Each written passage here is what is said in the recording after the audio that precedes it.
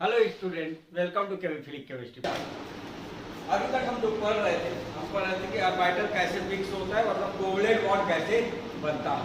ठीक, उसी को हम बोल रहे थे ओवरलैपिंग हो रहा है। ठीक, अब जो है मॉलिक्यूल्स ओवरलैपिंग क्यों करता है, क्यों बॉन्ड फॉर्म करता है, तो उसके लिए अलग अलग थ्योरी दिया गया।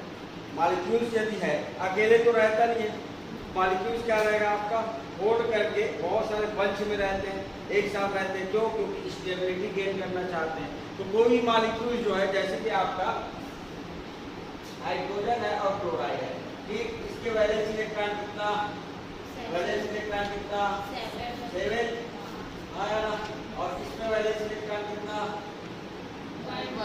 1। ठीक, तो ये जो है आपस में रिएक्ट कर रहा है, रिएक्ट करके एक ही बॉन्ड बना रहा है। देखो, ठीक, तो वैलेंस इलेक्ट्रॉन इसमें कितना हो गया, तो इसमें वैलेंस इलेक्ट्रॉन कितना हो जाएगा आपका 8 आया। और ऑक्सीजन देखो, ऑक्सीजन है, oxygen 6 valence electron 6 valence electron, ये बनाया क्या, डबल बॉन्ड बनाता है ना। तो इसमें भी जो है जब देखोगे वैलेंस इलेक्ट्रॉन 8, इसमें भी 8। तो रिएक्शन क्यों कर रहा है, क्या रीजन होता है बॉन्ड फॉर्म करने का, तो उसके लिए अलग अलग थ्योरी दिया गया है। उसमें फर्स्ट थ्योरी लिखो, octet group. Octet group,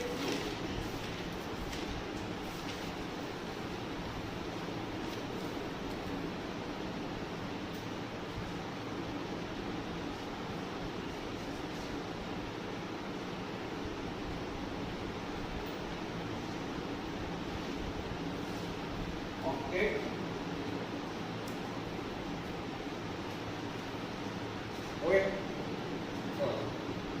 octet rule ये कहता है, पहले तो इसको दिया था गिवन बाय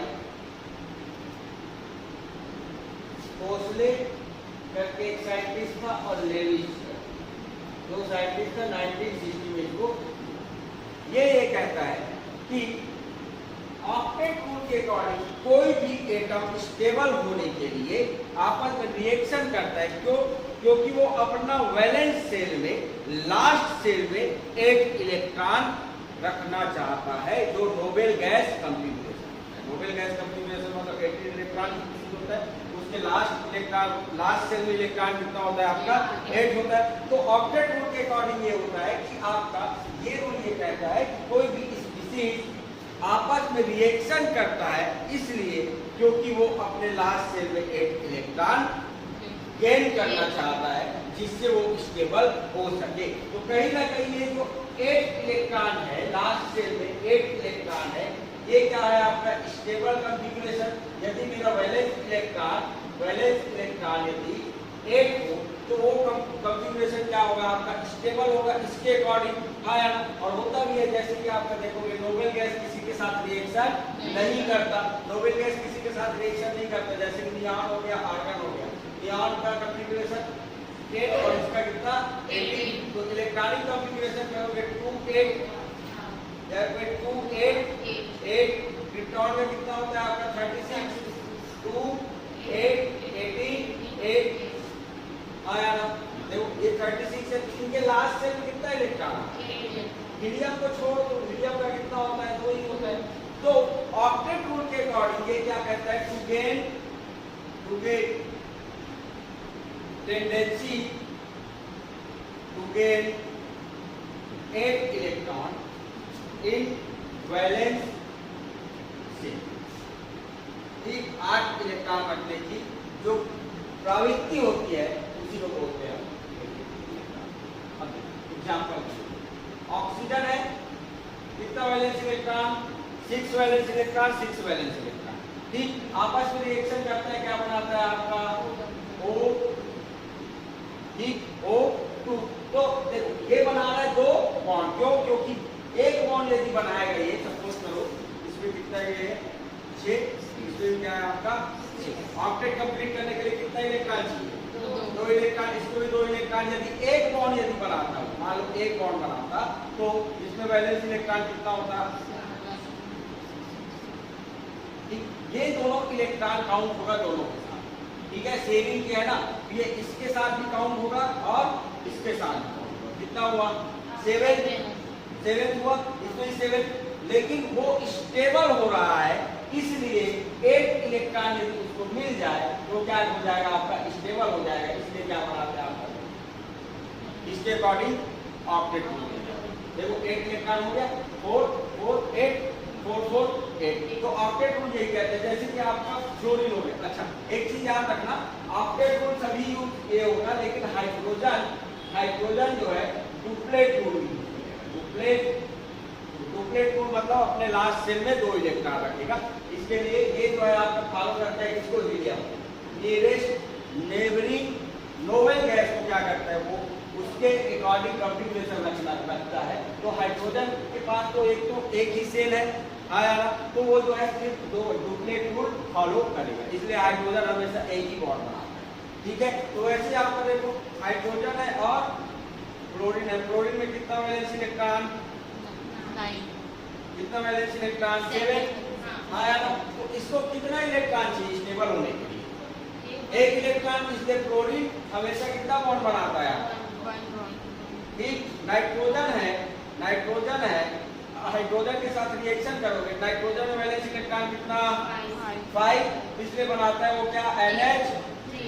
या फिर नाइट्रोजन के रिएक्शन कराओगे आप तो बनाएगा वो नाइट्रोजन ट्रिपल बॉन्ड, ठीक। तो ऐसे स्पीशीज जो ऑक्टेट रूल को फॉलो करता है उसको बोलते हैं हम ऑक्टेट स्पीशीज। ये सब क्या है आपका, ऑक्टेट स्पीशीज। ये उतना इंपॉर्टेंट नहीं है आपके लिए, क्योंकि उतना आया नहीं, ये कभी कभी पूछता है, तो कल पूछ लेते, ठीक। ऑक्टेट स्पीशीज जो ऑक्टेट रूल को फॉलो करे।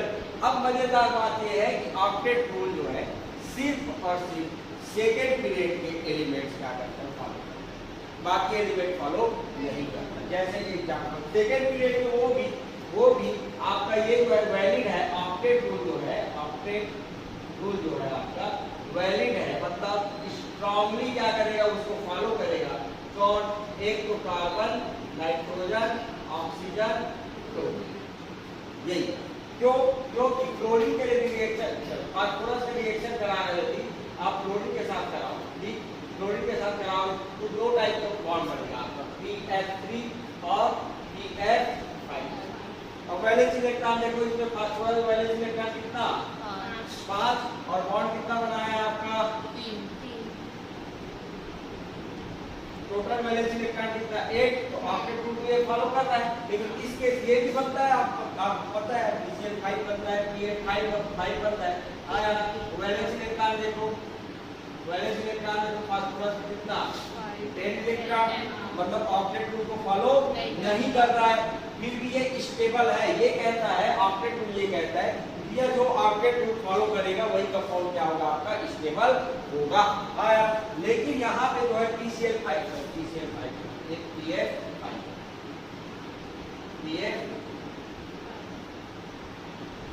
ठीक, ये भी स्टेबल है। नेचर में स्टेबल होने का मतलब ये होता है कि वो नेचर में फ्रीली एग्जिस्ट करना, हम जबरदस्ती उसको नहीं बना रहे, वो नेचर में एग्जिस्ट करता है, तो उसको बोलेंगे कि वो स्टेबल है। ये भी स्टेबल है, ये भी स्टेबल है, हाँ।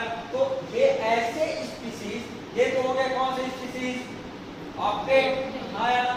ऐसे स्पीशीज जिसके पास 8 इलेक्ट्रॉन से ज्यादा वैलेंस इलेक्ट्रॉन होता है उसको बोलते हैं हम सुपर वैलेंट क्या बोलते हैं, सुपर वैलेंट स्पीशीज, या फिर हाइपर वैलेंट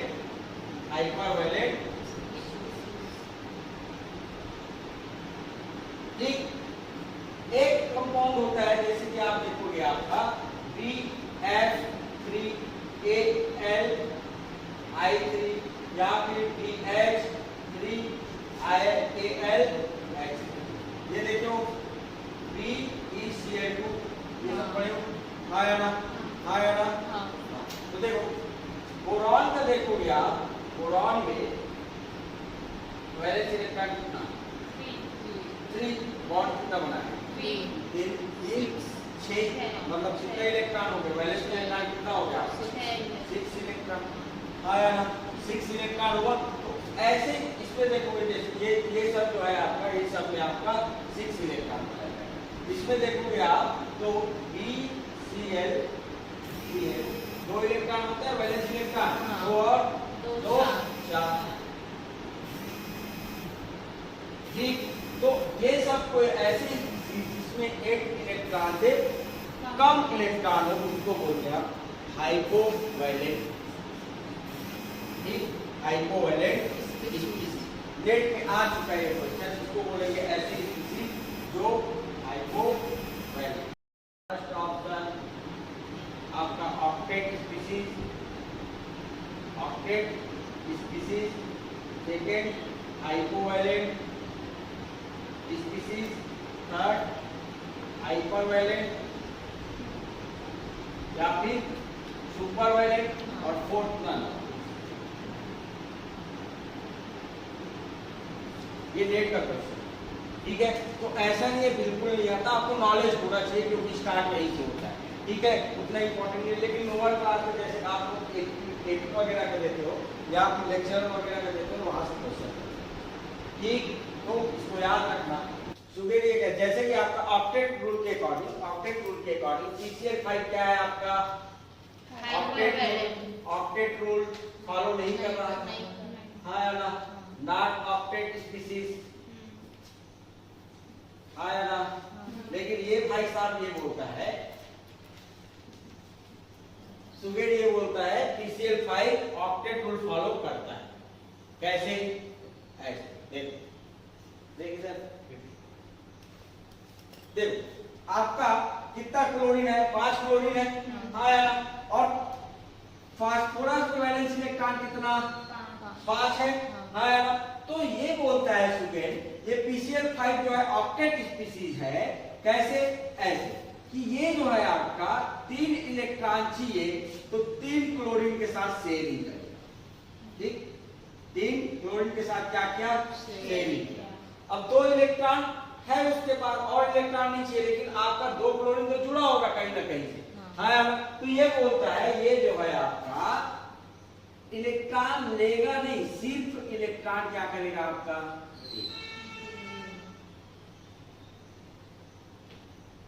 ठीक। क्लोरीन को कितना इलेक्ट्रॉन चाहिए, कितना इलेक्ट्रॉन चाहिए, एक चाहिए, मिल गया उसको। और फास्फोरस का 2 इलेक्ट्रॉन, ठीक। तो ये बॉन्ड को बोलता है वो 1 इलेक्ट्रॉन बॉन्ड, ठीक। ये भी क्या है आपका 1 इलेक्ट्रॉन, ये क्या है आपका 2 इलेक्ट्रॉन।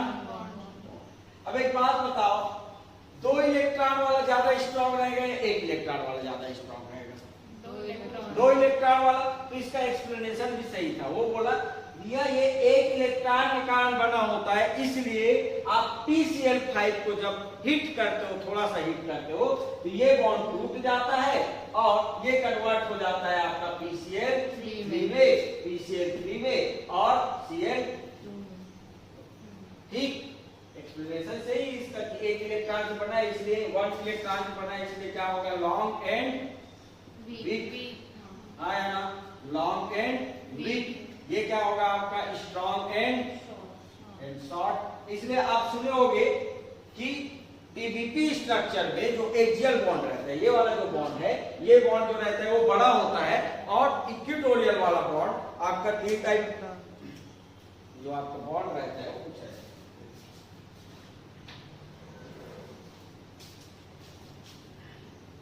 PCl5 का स्ट्रक्चर देखोगे आप, ये ऐसा है, एक ऊपर है और एक नीचे है। तो ये जो ऊपर वाले बॉन्ड को बोलते हैं हम एक्सियल बॉन्ड, ये बाकी को क्या बोलते हैं हम इक्वेटोरियल बॉन्ड। तो इक्वेटोरियल वाला बॉन्ड जो है वाकई में छोटा होता है, ठीक। और एक्सियल वाला बॉन्ड जो है लंबा होता है और वीक होता है। तो हिट करोगे, थोड़ा सा भी हिट करोगे तो किसमें कन्वर्ट हो जाएगा आपका PCl3 में और Cl2, ठीक। एक्सप्लेनेशन सही है, हाँ या ना। लेकिन इसका एक्सप्लेनेशन यहां पे फैल जाता है। देखो ये तो एक्सप्लेन किया, लेकिन यदि आप SF6 के बारे में बात करोगे तो SF6 में सभी बॉन्ड क्या होना चाहिए आपका, सल्फर में 6 वैलेंस इलेक्ट्रॉन, 2 इलेक्ट्रॉन चाहिए, तो 2 के साथ क्या करेगा वो, 2 के साथ बॉन्ड बनाएगा, मान लो इन दोनों के साथ बॉन्ड बना लिया, या फिर एक काम करो, ये वाला एक जेल वाले को ये कर दो, ठीक, इसके साथ क्या बना लिया, बॉन्ड बना लिया, तो 4 बॉन्ड क्या होना चाहिए तुम्हारा, सिंगलेट बॉन्ड, आ रहा है ना, इसी को बोलते हैं हम सिंगलेट बॉन्ड, या इसी को बोलते हैं हम सिंगलेट थ्योरी। एक चीज इसका नाम है आपका सिंगलेट थ्योरी। सिंगलेट थ्योरी क्यों बोलते हैं, क्योंकि एक इलेक्ट्रॉन वाला बॉन्ड दिया था, इसलिए सिंगलेट थ्योरी।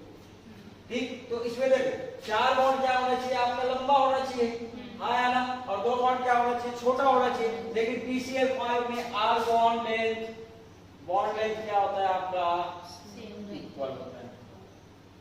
बात समझ में आई? तो इसके अकॉर्डिंग क्या होना चाहिए, 1 इलेक्ट्रॉन बॉन्ड, और ये क्या हो जाएगा आपका 2 इलेक्ट्रॉन। ठीक, ये इसका लिमिटेशन, ये इसलिए बताया हूं मैं, इसका कोई यूज है नहीं, इसलिए बताया हूं क्योंकि नेट 2013 में क्वेश्चन आया था for bond formation minimum number of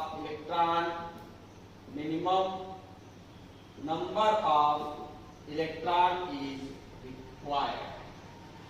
कम से कम कितना इलेक्ट्रॉन चाहिए, पहला 1 electron, second 2 electron, third 3 electron, fourth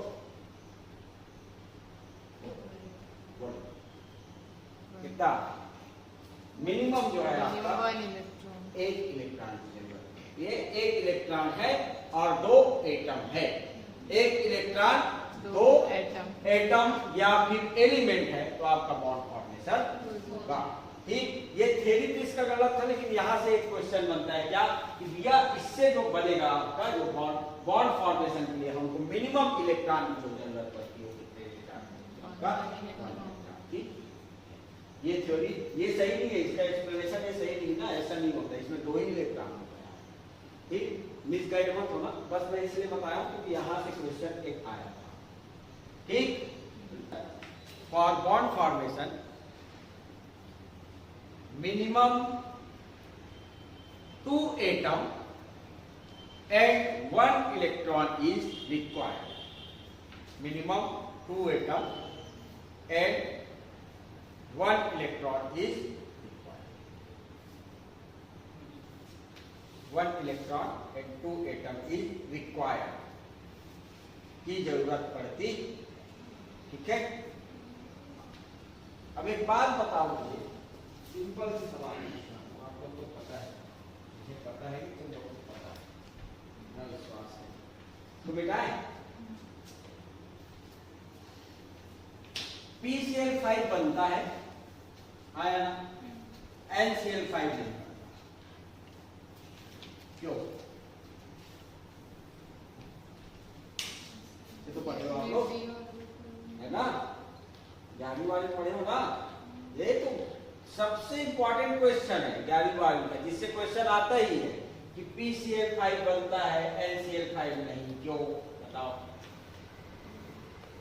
उसमें d ऑर्बिटल नहीं, एंड में क्या होता है आपका d ऑर्बिटल नहीं होता, इसलिए जो है आपका PCl5 नहीं बनता, सॉरी NCl5 नहीं बनता, PCl5 बनता। एक क्वेश्चन आता है आपका, क्या NCl5 नहीं बनता, नॉट फॉर्म PCl5 क्या होता है आपका, आया रीजन क्या देते हैं आप, भैया इसमें d ऑर्बिटल क्या होता है आपका, अपसेट, आया ना। ठीक, PCl5 में जो है आपका PCl5 बनता है क्योंकि उसमें d ऑर्बिटल होता है। ठीक, एक क्वेश्चन है कि PCl5 बनता है लेकिन PH5 नहीं बनता, क्यों?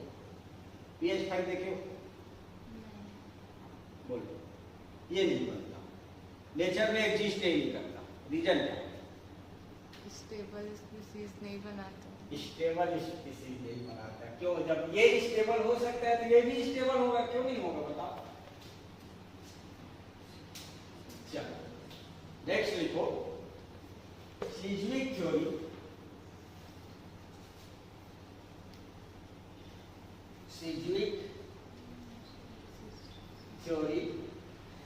या फिर किसी को बोलते हैं एक्साइटेशन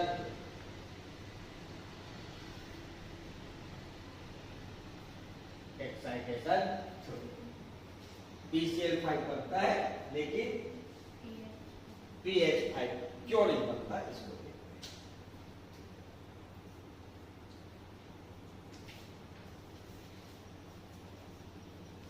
रब करें।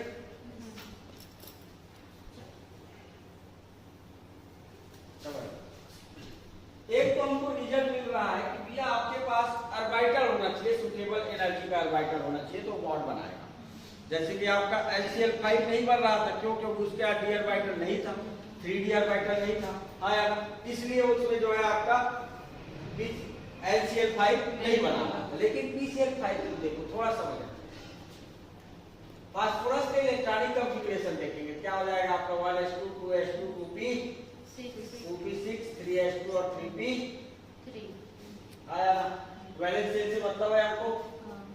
तो यदि देखोगे इसका इलेक्ट्रॉनिक कॉन्फ़िगरेशन 3s और 3p और 3p।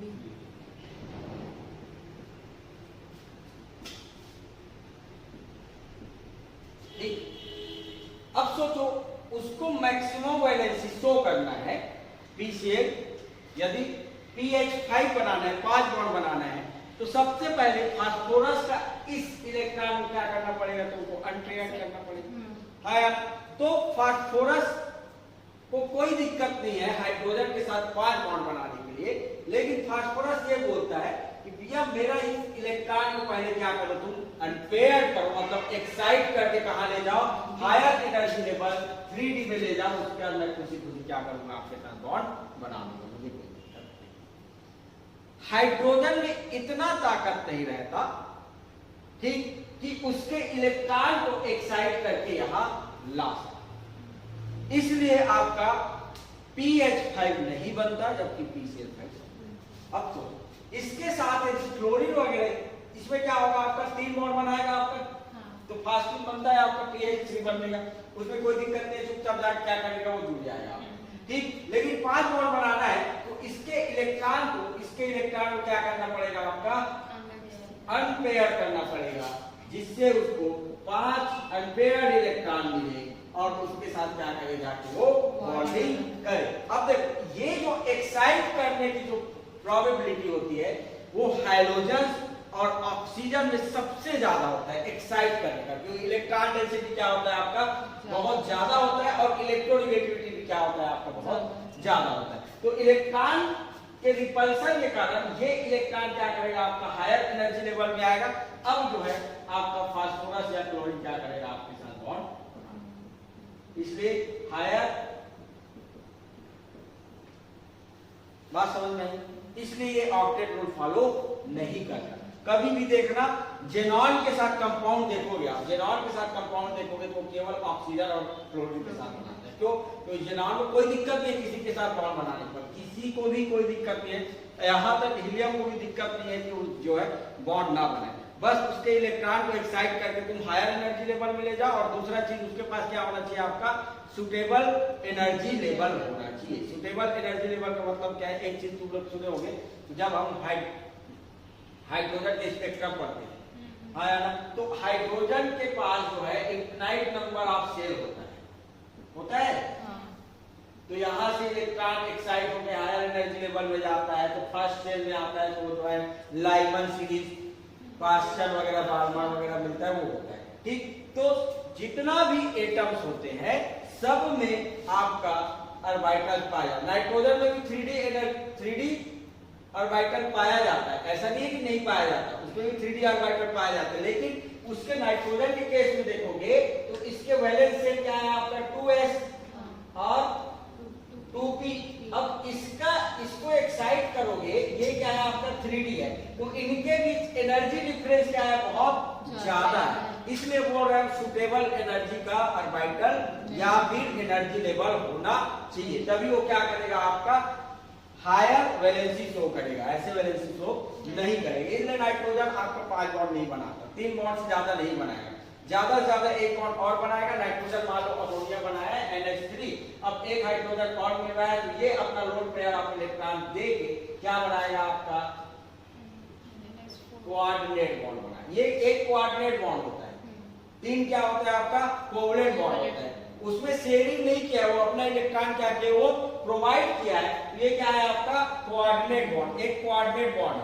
इसलिए जब देखेंगे हम नाइट्रोजन NH4 लिखते हैं, पॉजिटिव लिखते हैं, क्यों? क्योंकि अपना इलेक्ट्रॉन प्रोवाइड किया है। जितना उसका नॉर्मल वैलेंसी है, यदि उससे ज्यादा यदि वो वैलेंसी शो कर रहा है तो उसमें उतना पॉजिटिव चार्ज आते हैं। जितना उसका नॉर्मल वैलेंसी है उससे यदि कम बॉन्ड बनाया है तो उसमें उतना माइनस चार्ज आएगा। जैसे कि आपका देखो OH2O, दो बॉन्ड बनाता है ऑक्सीजन, कोई चार्ज नहीं। OH माइनस पढ़ते हैं, हाँ या ना? O2 माइनस पढ़ते हैं, O3 प्लस पढ़ते हैं, क्यों? क्योंकि इसमें वैलेंसी कितना है, इसका कितना बॉन्ड बनाना चाहिए, इसको 2, लेकिन एक भी बॉन्ड नहीं बनाया इसलिए 2 माइनस चार्ज। इसमें केवल एक बॉन्ड बनाया है, एक बॉन्ड नहीं बनाया इसलिए 1 माइनस चार्ज। जबकि इसमें जितना बॉन्ड बनाना चाहिए उससे ज्यादा बॉन्ड बनाया है, इसलिए क्या हो जाएगा आपका पॉजिटिव चार्ज। ये चीज याद रखना, जितना उसका नॉर्मल वैलेंसी यदि उससे ज्यादा बना रहा है, जितना ज्यादा बनाएगा उतना पॉजिटिव चार्ज, और जितना कम बनाएगा उतना माइनस चार्ज। ठीक, तो ये चीज समझ में आया क्या? इसी को बोलते हैं हम एक्साइटेशन थ्योरी। तो एक्साइट करने की प्रोबेबिलिटी सबसे ज्यादा होती है ऑक्सीजन और क्लोरीन, इसलिए ऑक्सीजन और क्लोरीन को देखना सबके साथ बॉन्ड बनाते हैं आपका। इवन जेनॉन के साथ भी क्या करता है, वो बॉन्ड बनाते हैं। तो जेनॉन फैमिली जब पढ़ोगे आप तो पूरा आपको कंपाउंड मिलेगा फास्फोरस, क्लोरीन और ऑक्सीजन। इवन क्लोरीन के साथ भी जेनॉन का नहीं मिलेगा, क्यों? क्योंकि एक्साइटेशन पावर जो है आपका वो डिपेंड करता है एक तो चार्ज डेंसिटी पे, जितना ज्यादा चार्ज डेंसिटी रहेगा या इलेक्ट्रॉन डेंसिटी रहेगा उसका एक्साइटेशन पावर उतना ज्यादा है। इलेक्ट्रॉन डेंसिटी मतलब समझते हो, डेंसिटी मतलब समझते हो क्या, मास अपॉन वॉल्यूम।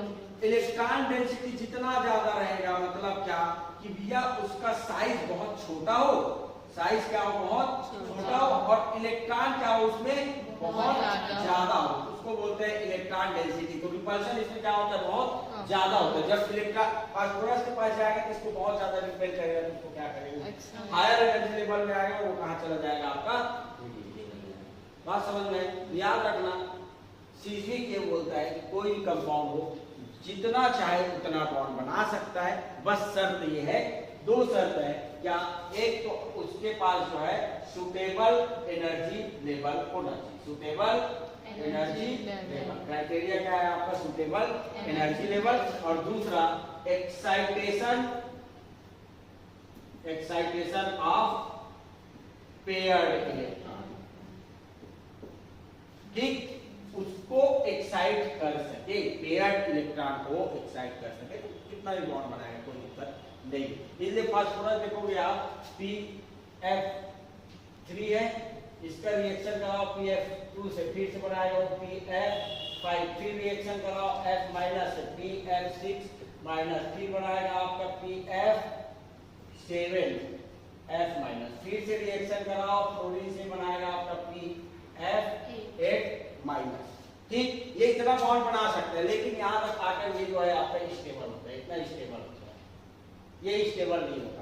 तो वो रीजन नहीं है कि इसके बाद ऑर्बिटल नहीं, ये रीजन होता है, यहाँ पर आ जाता है steric crowding. Steric crowding, steric crowding मतलब जानते हो क्या होता है, या इसी को बोलते हैं हम स्टेरिक हाइड्रेंस। हाँ, क्या होता है, बोल बेटा, रिपल करने की टेंडेंसी। देखो स्टेरिक क्राउडिंग का मतलब ये होता है, ये बस में ट्रेवल किए हो कभी, बस में ट्रेवल किए हो, 2 लोगों का सीट रहता है, ठीक, उसमें एक और आके बैठ गया, मान लो तुम 2 बैठे हो, कंफर्ट हो, उसमें एक और आकर बैठ गया, तो जो तुमको दिक्कत हो रही है, प्रॉब्लम हो रही है, उसी को बोलते हैं स्टेरिक क्राउडिंग। बात समझ में आई? तो जो आपका स्टेरिक क्राउडिंग को तुम बोल सकते हो, जो धक्का मुक्का होता है ना, धक्का मुक्का, वही है तुम्हारा स्टेरिक क्राउडिंग। अब मान लो ये एटम है, ये जो है आपका फास्फोरस एटम है, 5 फ्लोरीन को एक साथ वो क्या कर सकता है, इजीली होल्ड करके रख सकता है, ठीक, उसके पास स्पेस भी तो होना चाहिए, हाँ या नहीं? अब 5 एटम को वो क्या किया है, वो होल्ड करके रखा है, 6वां आया उसको भी इजीली कर लिया। अब 7वां आया तो 7वां को क्या करना पड़ेगा, जबरदस्ती उसको धक्का देके ठूसना पड़ेगा। तो ठूसोगे तो दूसरा क्या होगा, आपका बॉन्ड क्या होगा, आपका एक दूसरे से दूर जाएगा, रिपल्सन, रिपल्सन तो होगा, क्योंकि क्लोरीन के पास भी क्या है आपका, क्लोरीन के पास भी क्या है आपका, लोन पेयर ऑफ इलेक्ट्रॉन है, देखो इलेक्ट्रॉन पेयर है, हाँ, तो वो भी तो रिपेल करेगा और आपस में टकराना स्टार्ट करेगा, तो उसी को बोलते हैं आप स्टेरिक क्राउडिंग या फिर स्टेरिक हाइड्रेशन। स्टेरिक हाइड्रेशन मतलब समझ जाना कि बस में ट्रेवल किए हो आप, तो कोई और आ गया तो जो आपका रिपल्सन हो रहा है, जो आप अनस्टेबल हो रहे हो, अनस्टेबल क्यों होते हैं, रीजन वहां से तुमको समझ में आ जाएगा। यदि 3 लोग बिठाए हैं एक में, तो तुम कंफर्ट फील नहीं करोगे, कंफर्ट फील नहीं कर रहे हैं, उसी को बोलते हैं हम रिपल्सन या अनस्टेबिलिटी। ठीक, रिपल्सन वर्ड वही से स्टार्ट होता है, आपका बात समझ में आएगा। तो यहाँ पे जो है आपका यहाँ से यहाँ नहीं बनेगा, यहाँ तक इजीली बनता है। एक क्वेश्चन आया था गेट में, गेट का क्वेश्चन है स्टेबल स्ट्रक्चर इज,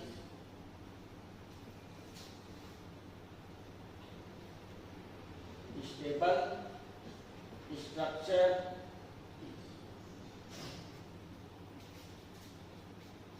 एक कंपाउंड दिया था S4N4H, ठीक, और रिएक्शन है जिससे बन रहा है आपका S4N4H4, और स्टेबल कंपाउंड पूछा था या इसमें stable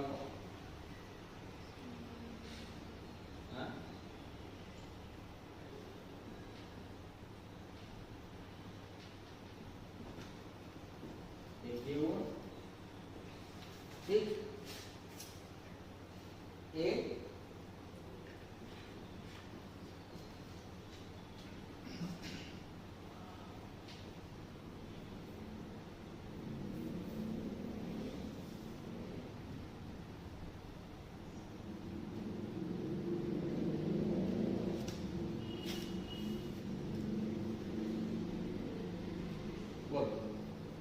which one is more stable, A or B?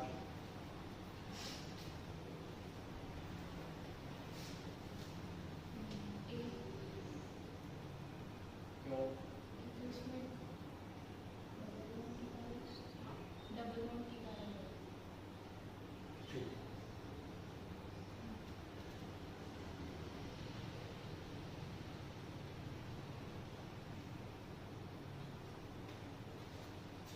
हम तो स्ट्रक्चर पहले पढ़े भी सर, तो हम कैसे बनाएंगे? स्ट्रक्चर तो पहले पढ़ा, तब रटेंगे तब बनाएंगे। अब सोचो मैंने क्या बोला, नॉर्मल वैलेंसी के लिए उसको कुछ नहीं करना है, एक्साइट करना ही नहीं। अब देखो इसमें जो है आपका सल्फर 2 बॉन्ड बनाता है नॉर्मली, मतलब सल्फर का इलेक्ट्रॉनिक कॉन्फ़िगरेशन यदि देखोगे तो सल्फर का इलेक्ट्रॉनिक कॉन्फ़िगरेशन वो बच्चे थोड़ा ठीक बताई, एक्सप्लेनेशन थोड़ा सा देखो। सल्फर का ये क्या हो जाएगा आपका 3s और 3p।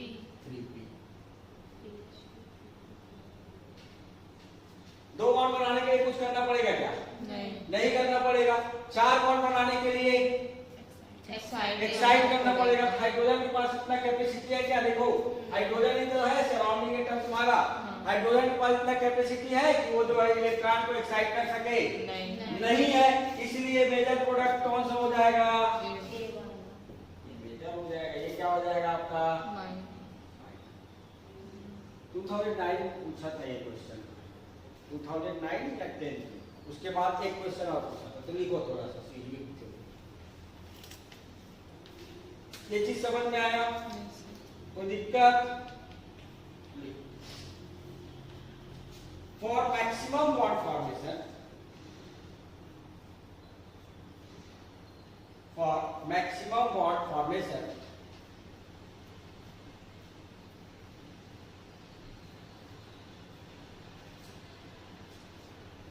फर्स्ट लिखो, सेंट्रल एटम है, सेंट्रल एटम है suitable energy level required. Suitable energy level required. Suitable energy level मतलब समझे, कोई भी एटम हो, हाइड्रोजन हो या कुछ भी हो, जैसे हम बोल देते नॉर्मली बोल देते हैं कि हाइड्रोजन में केवल 1s बस रहता है, नहीं 1s नहीं रहता, उसमें बहुत सारे एनर्जी लेवल रहते हैं, लेकिन हमारे काम का जो एनर्जी लेवल है केवल 1s होता है। जैसे कि आपका नाइट्रोजन है, ऑक्सीजन है, फ्लोरीन है, ये जो है 2 से ज्यादा, जैसे ऑक्सीजन की बात करते हैं 2 से ज्यादा बॉन्ड नहीं बनाता, नाइट्रोजन 3 से ज्यादा बॉन्ड नहीं बनाता।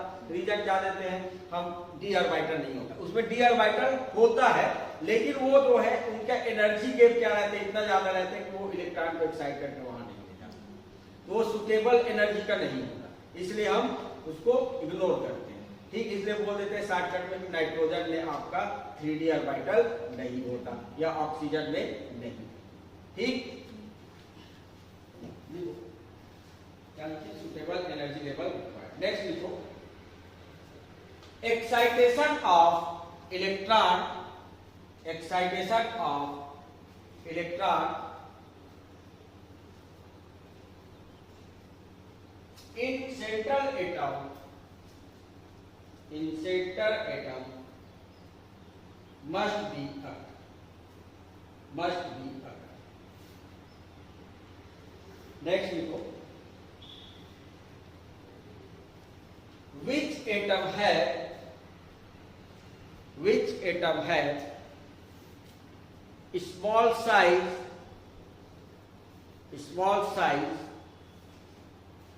and high electron density,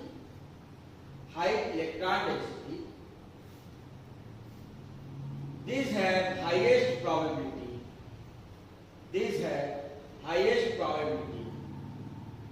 of excitation of electron,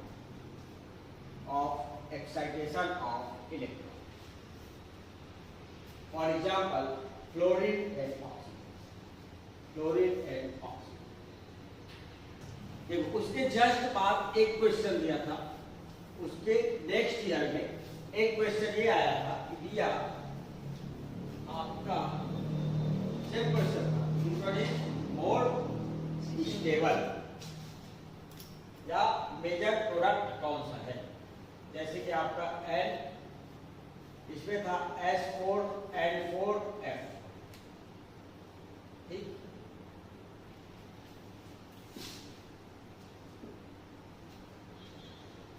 बोलो बेटा।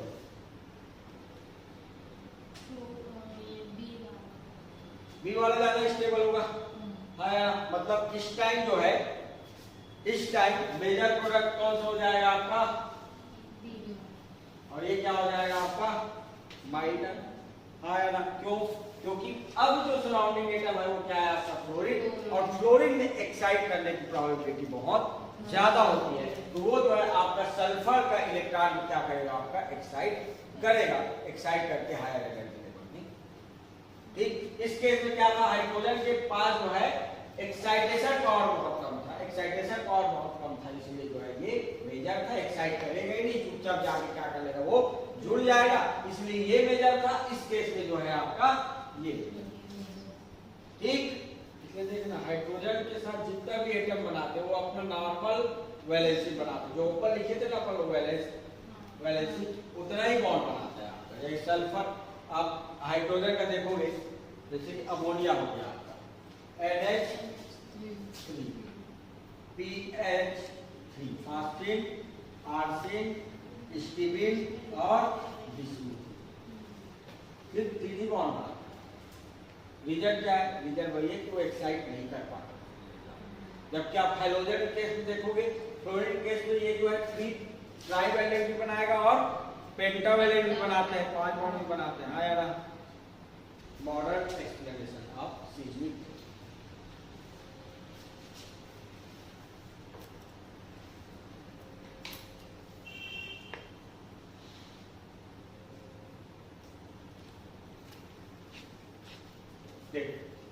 यहाँ पे 2 टाइप की एनर्जी है। एक एनर्जी एक्स्ट्रा बॉन्ड बढ़ रहा है, मान लो PCl3 से जब क्लोरीन के साथ रिएक्शन करेगा आपका, तो क्या बनेगा आपका PCl5 बनेगा। 2 बॉन्ड क्या बन रहा है आपका, एक्स्ट्रा बढ़ रहा है, और बॉन्ड फॉर्मेशन से क्या होता है, एनर्जी रिलीज होती है। इसलिए जब कंपाउंड अनस्टेबल होता है, आपस में जुड़ते हैं, मतलब एक तरीके से अट्रैक्शन फोर्स लगता है, अट्रैक्शन फोर्स से आपका एनर्जी क्या होती है, उसकी रिलीज होती है, और उनका एनर्जी क्या होता है आपका कम होता है। याद रखना, जिस मॉलिक्यूल्स में जितना कम एनर्जी होगा वो मॉलिक्यूल्स उतना ज्यादा स्टेबल होगा। तो यहाँ पे 2 प्रोसेस है, एक तो आपका एक्साइटेशन एक्साइटेशन वाला देखें कि भैया आपका एक एनर्जी लगेगी जो इलेक्ट्रॉन को क्या करना पड़ेगा, हमको एक्साइट करना पड़ेगा। और एक है आपका एक्स्ट्रा बॉन्ड फॉर्मेशन से क्या हो रहा है, आपका एनर्जी रिलीज हो रहा है। दो टाइप का एनर्जी है, एक तो एक्साइटेशन एनर्जी है,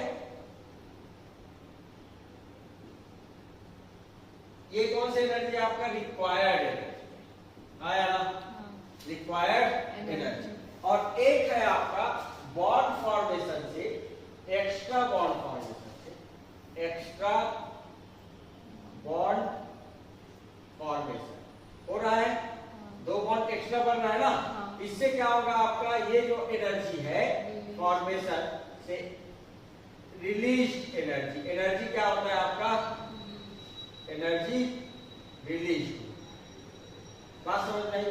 तो इसमें जो है ये जो रिलीज एनर्जी है, ये जो एनर्जी निकलेगी, यही एनर्जी यूज होता है किसमें, इलेक्ट्रॉन को एक्साइट करने में।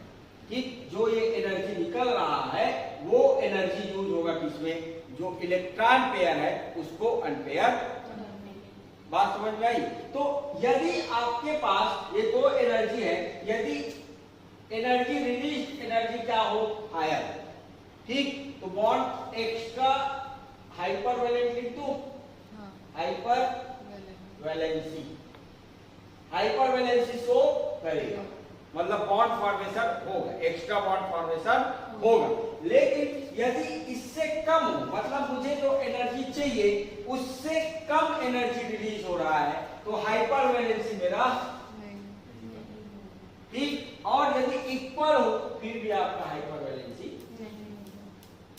तो आपका फ्लोरीन और ऑक्सीजन के केस में जो बॉन्ड फॉर्मेशन हो रहा है उससे जो एनर्जी रिलीज हो रहा है वो क्या है आपका, एक्साइटेशन एनर्जी से ज्यादा है, इसलिए बॉन्ड फॉर्मेशन हो रहा है। जबकि हाइड्रोजन के केस में ऐसा नहीं है, इसलिए बॉन्ड फॉर्मेशन नहीं। कोई दिक्कत?